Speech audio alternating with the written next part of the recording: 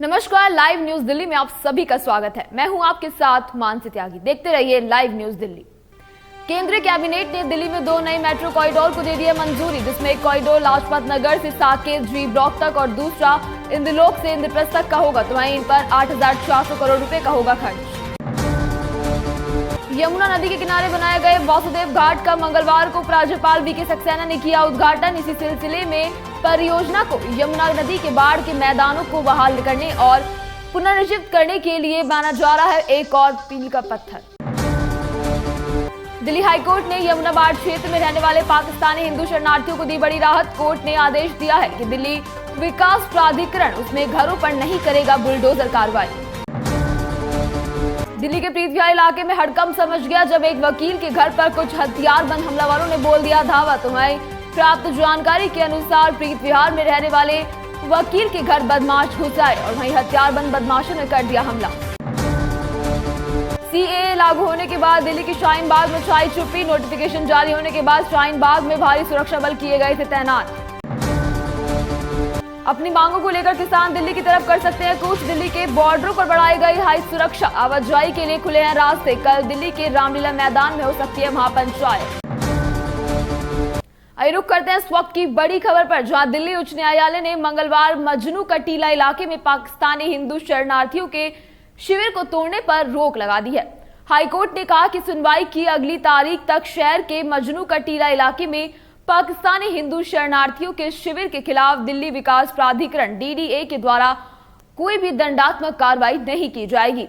इसी मामले की सुनवाई न्यायमूर्ति मिनी पुष्पकर्णा एकल न्यायाधीश पीठ के द्वारा की जा रही है। इसी बारे में आदेश देते हुए अगली तारीख तक पाकिस्तानी हिंदू शरणार्थियों के शिविर के खिलाफ कार्रवाई पर रोक लगा दी गई है।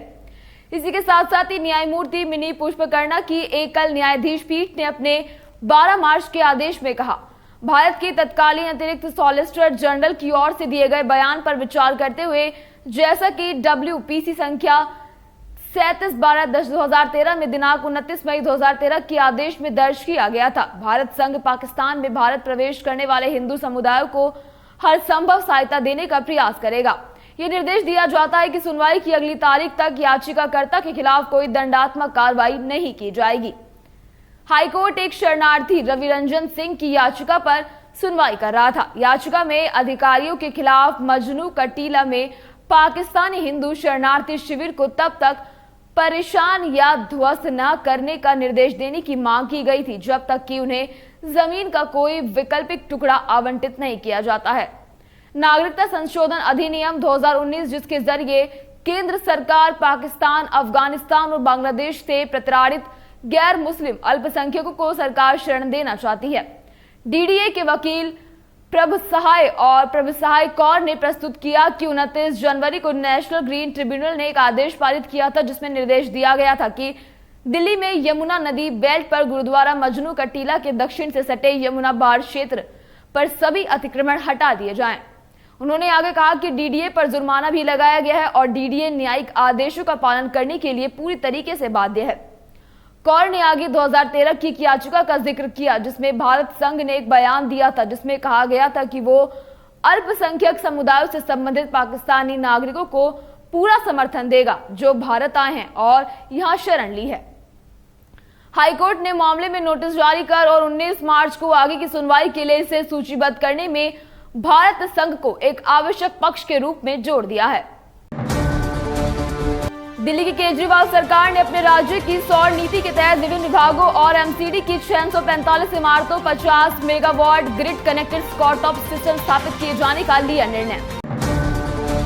सीएए लागू किए जाने के बाद दिल्ली के जामिया मिलिया इस्लामिया के आसपास भारी पुलिस बल को किया गया तैनात। दिल्ली के अनेक हिस्सों में हाई सुरक्षा बल मजबूत, अर्धसैनिक बल के जवान कर रहे हैं जगह जगह फ्लैग मार्च। दिल्ली पुलिस की क्राइम ब्रांच को कैंसर उपचार से संबंधित नकली जीवन रक्षक दवा बनाने और बेचने वाले बड़े सिंडिकेट का भंडाफोड़ करने में मिली हाजिर सफलता। बड़े मियां छोटे मियां का नया गाना हो गया है रिलीज। इस गाने में अक्षय कुमार और टाइगर श्रॉफ के साथ मानुषी और अलाया आ रहे हैं नजर। टीम इंडिया के star wicketkeeper Rishabh Pant IPL 2024 के लिए जुड़े दिल्ली कैपिटल्स के कैंप में। दिल्ली की टीम ने इसे लेकर एक वीडियो अपने सोशल मीडिया पर किया पोस्ट।